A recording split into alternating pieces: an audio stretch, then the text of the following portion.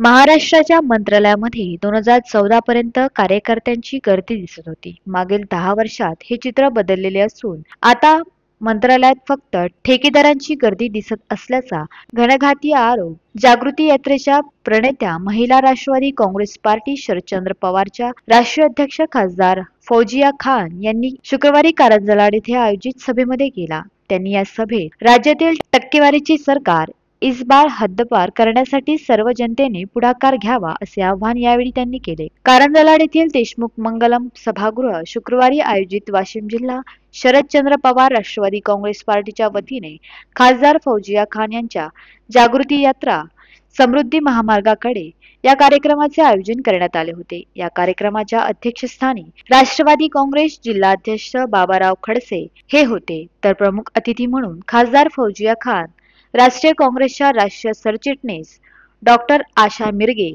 प्रदेश प्रवक्ते महेश तापसे, निरीक्षक विश्वनाथ कांबळे, पांडुरंग ठाकरे, महिला जिल्हाध्यक्ष वैशाली मेश्राम, माजी आमदार अनंतकुमार पाटील, बाबूसिंग नाईक, भोजराज चव्हाण, युवक काँग्रेसचे प्रदेश कार्याध्यक्ष अनंता काळे, डॉक्टर वर्षा राठोड यांच्यासह जिल्हा आणि कारंजा व मानोरा तालुक्यातील पदाधिकारी, इच्छुक उमेदवार उपस्थित होते.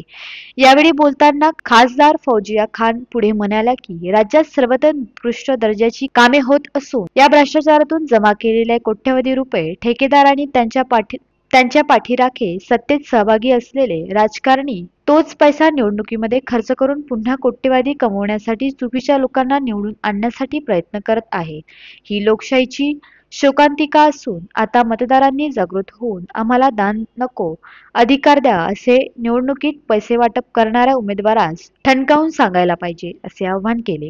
राज्यातील सर्व जनतेने सत्ताधारी पाकिटमार सरकार हद्दपार करून लोकशाहीचे मूल्य जोपासणाऱ्या महाविकास आघाडीचे सरकार स्थापन करण्यासाठी सहकार्य करावे असे यावेळी त्यांनी स्पष्ट केले. या कार्यक्रमाचे प्रास्ताविक जिल्हाध्यक्ष बाबाराव खडसे यांनी केले.